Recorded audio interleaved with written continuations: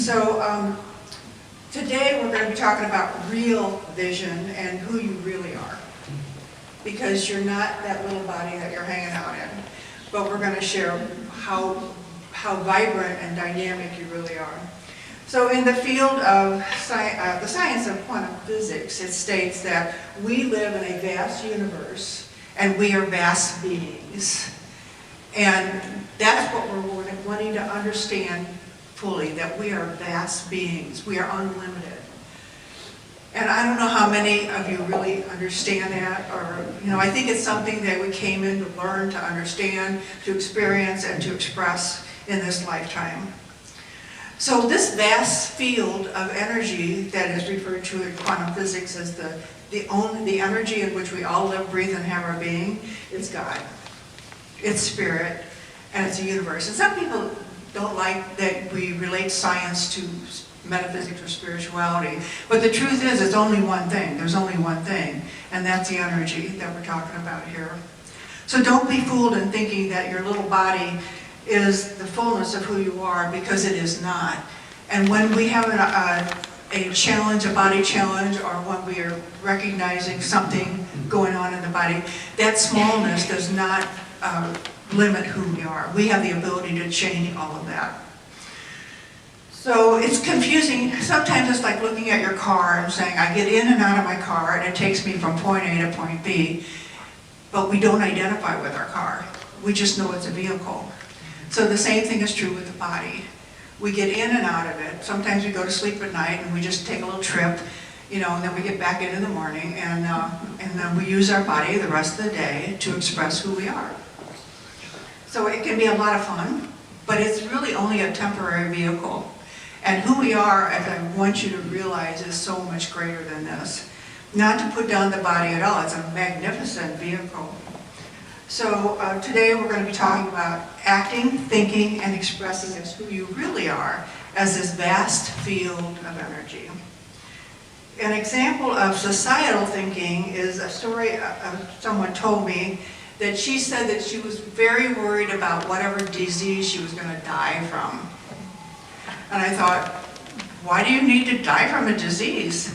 And she looked at me kind of funny. I said, well, the truth of the matter is you can lay down and go to sleep, and if your body is ready to expire, if the time is up, just go on into a field of peace and joy and expansion, basically. And she went, oh my gosh, it never occurred to her, because she was listening to the news, she was listening to podcasts, she was listening to all kinds of things that informed her that she was a very small being, but she's not, she's big. So anyway, she changed her idea of herself right then and there, and realized that she was limiting her expression. So that's what we're all about, is that what are our words, what are our thoughts, and what are our actions, and how do they define who we are? So in this beautiful body of expression that we have, this is where we get to paint a picture, cook a meal, invent something, be a great engineer, provide care for other people. This is the body that we get to use to do that. And that kind of takes me, I'm going to make a bridge here, to David and Goliath. I'll share how I'm going to do that. So David and Goliath, there were two armies, the Israelites and the Philistines, and they were facing each other, and they were about to go to battle. And they both knew that lots of people, hundreds of people would die in this battle. So anyway, Goliath, who was this over 9 foot tall giant, says, because he's pretty confident with himself, he's 9 foot tall and he's all covered with armor, and he says, I'll tell you what, bring your best guy to me and we'll fight, and then whoever wins, the other company will also have to be our servants, our slaves. So if the Israelites win, which was highly unlikely according to his story, then they would have to be the Philistines' servants and vice versa. Okay, so anyway, when you looked at the form, you're going, okay, this guy is really big and he's got covered with armor and he's pretty tough looking.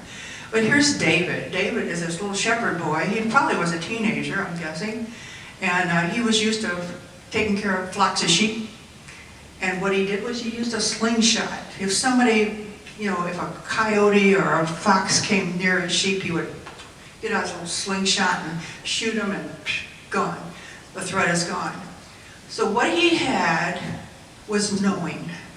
He knew his skill, he knew his ability, and he knew he had a lot of confidence in what he could do and perform. He was also offered a cash prize. Anyway, so they got together, and Goliath is this big shot, and he's got a big mouth, and he knows that he's got this thing covered because pure size. And that just goes to show you what ego does. Ego wants to pretend that, it's got the word, that you can't do it, it's not going to happen, because I'm going to win. And the truth of the matter is, knowing always comes out ahead. So David represents knowing, and David represents the knowing within us that might appear small, but it's really not. So anyway, they get together, and David does short work with Goliath, and he's gone. So to me, it's just evident of who we are, that we are that knower. When we develop our skill, when we develop our knowingness, we can take down anything. We can do anything. We don't have to be fooled by appearance. We can, if there is a knowing within you, you can do it. And so your job is really to cultivate the knowing. Because when you do that, there's no limit to what is possible. So we are David and we are Goliath. So we get to choose whether we're going to come from a place of knowingness, and we're going to operate from our spiritual being, our unlimited consciousness of who we are, or if we're going to operate from this ego that oftentimes will put us down and tell us that we're not capable and it's not going to happen. Because that's the kind of culture we've been grown up in. A lot of negativity sometimes. And so we have to work. We have to work it strong. Focus on, we can use our earthly vehicle to make it happen. In this vast, vast world of possibilities, we can, when we're faced with something, we can either hover in the corner and hide our light under the bushel basket, or we can step forward and say, I'm ready, let's do it. Just like David. So we want to look within and see this dynamic energy. We have to look within for it sometimes, because if we identify too much with the body, we don't really see it. We see a lot of limitation. But we're ready to be honed. This energy that we are is ready to be honed. And that means create an image and live as the likeness of God. There's no limit. I've seen people heal from all sorts of things by just changing their mind and recognizing the truth of their being and identifying with the health that they truly are. So what is your interior perspective of yourself? There's a center of knowing within you. The Bible calls it the Christ. And it's a higher energy. And we have access to it all the time. In this point of clarity, you discard your name, your number, their limitation of form, the ego idea of smallness. You discard it. Because what comes forth then is your true self. The vastness of consciousness that you are. So what to do and what to do? How do we really access that? The first thing we do is pay attention to your words. Jesus says, you are God's. And when God speaks, he declares what is to be. It's a decree. So your words are your decree. Do you want to live in the limitation you set out, or do you want to change that and become vast and unlimited and brilliant and genius and creative? Of course you do. Of course you do. So Jesus said it's not what goes into the mouth that defiles the body, it's what's come out of the mouth. And that means your words. So your words are your declaration. So I knew a fellow, and he said that everyone in his family has diabetes. So he was going to have diabetes too. And you know what? He did. And I thought, I wonder if he understands he doesn't need to do that. I wonder if he understands that that is his declaration and He doesn't need to have that. Just because everybody in his family did it doesn't mean he has to. Do you know that? It's true. So this is how we create smallness in our life. You don't have to have a disease because somebody else has it, and you don't have to have the flu because somebody else has it, or because the news media puts it out there. You don't have to do that. So the words I hear regularly, I'm old, I'm crippled, I can't get around, I'm afraid, blah, blah, blah, blah, blah. That's how I hear it, by the way. Blah, blah, blah, blah. Lots of limiting thoughts and decrees. And of course in Miracles it says there's two states of consciousness, love and fear. That's big, because we can choose love every moment, all the time. You get to choose, free will, you get to choose what you focus on. So start with love. Focus means pay attention, keep it foremost in your mind, your thoughts, your words, and your actions. At any time, you can switch from fear to love. You can move right into truth. Here's truth. I am the allness of the universe from which I have been made. I want you to let it sink down. I am the expression of God, my Creator. As consciousness, I am unlimited. I can imagine anything and move toward it. I am the unlimited imaginative creator of my life and my word. So start your day with that sort of affirmation. Start out that way. Start wherever you are and begin to pick it up. Secondly, drop grievances, let them go. You don't need them.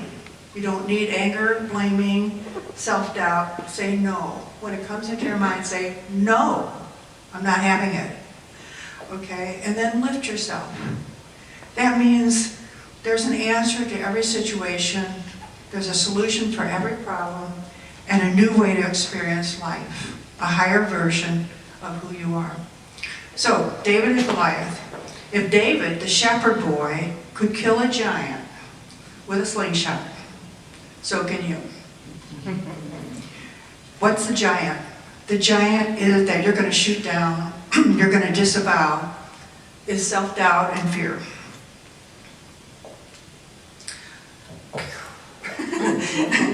I don't even know how slingshot works really, but you use your slingshot of intentionality and focus, conviction and desire. And no matter what anyone else says, you do it anyway. You know, being a rebel is so wonderful because you make your own way in life, you know? She agrees with me. You don't have to follow the rules because the rules oftentimes limit you. So you have to decide for yourself and be bigger than that. Societally, we've been taught to not give ourselves credit, but that's wrong. It's a cultural thing. And we're afraid of being arrogant or something. But the truth is, we have to know who we are, and we have to know our skill and ability. We have to be able to say, I can do it. And I can do it even if I don't know how to do it today. I'm going to figure it out, and I'm going to do it tomorrow. So the truth is, you have to be your own advocate, because nobody knows your gifts but you. So I had a little girl come to me, and she said, I'm trying to get a job, and I haven't been able to get a job. Now, she was little. I mean, little in her mind and in her body. And I said to her, well, tell me something. What are you offering to your prospective employer? And she just kind of crunched. And I said, what gifts do you have? What talents can you offer? And she just was astounded. And I said, well, okay, what about this? Do you show up? Yeah. Are you a hard worker? Yes. If they give you an assignment, would you do it? Yes. Could you say you're a self-starter once you get rolling with things? Yes. I said, so those are your abilities. Right now, those are your abilities. Those are your skills, those are your talents. That's what you offer an employee. So you start where you are, is what I'm saying. She had to pick herself up and go, it's okay for me to say this. Because she was taught not to toot her own horn. And you know what happened? She was small. She shrunk. So we don't hide our light under a bushel basket. We stand up and go, I can do it. And if I can't do it today, I'll do it tomorrow. I'll figure it out. So sometimes we're that young girl, you know, and sometimes we get stuck. So the truth is that you can unstick yourself whenever you want, but you change it with an idea, an expression, and an action. So Dolly Parton was a brilliant, is a brilliant songwriter, but she started out as in a family that didn't have any money. The dad was a coal miner, there was a big family, and you know what she did? She wanted to sing at the Grand Ole Opera, so she put chairs outside their house and had all the family sitting there, and she got up on a stool and she sang and played her guitar, and she said, "I'm at the Grand Ole Opera." That's how she started. "I'm at the Grand Ole Opera," and she did. That's what she did. She went to the Grand Ole Opera and way beyond that, because her vision was big, and it didn't matter that she didn't have a degree in music or something, you know, because her mind was bigger than all of that. So that's our goal. That's our goal. And it doesn't matter. You don't have to write songs. It's just a matter of knowing who you are, that you can heal from any situation and you can conquer any challenge that comes your way. So your dream may be big, but the universe has no relativity. The universe has no relativity. What seems big to you because of how you've identified yourself so far and your small form is just an energy shift for the universe. Just like Dolly Parton, just an energy shift. Singing at the Grand Ole Opera and beyond. Mostly what you have to do is just align yourself to the goal. What is the goal, and how can you believe it and be it and feel it and think it and smell it and taste it and touch it? How can you do that? That's the goal. It's doable. Why? Because you are God's. That's what Jesus said. He would never lie. It is your inheritance as a child of creation, of God, the creative force in the universe. What mind can conceive, man can achieve. We've got rockets going to the moon, for heaven's sake. We've got crazy stuff going on. So the point is, watch your thoughts, choose the good ones, manage your mind. It is your tool. Your mind is your tool. It's also not who you are. It's a tool, and you're bigger than your mind, too. And master it with intentionality and consistency. Decree in every word and thought harmony, beauty, joy, love, prosperity, health, solutions. That's, you decree it with your words and your actions. If you get stuck, then go to the mountain. What did Jesus do? He went to the mountain. You know what the mountain is? It's just a high place. So we go to a high place, wherever that is. Maybe you need to be in nature, but in your mind you have to go higher. You have to go to a place of inspiration for you. The mountain's always available. Go to a place that inspires you and allow those answers to come to you.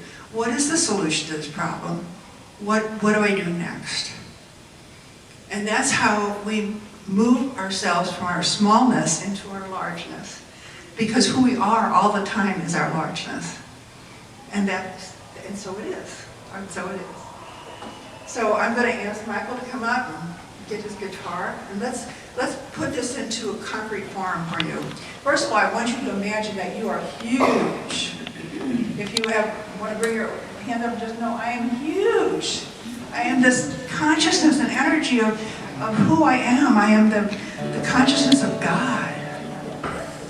And so we know that there is only one energy in the universe. Quantum physics has proven it, and we know it is true, that this energy is God. And this energy is love. And we revel in it. It is who we are. We identify with it. We know it. I am this energy. And I decree that I am health, I am joy, I am prosperity. Prosperity falls into my lap left and right.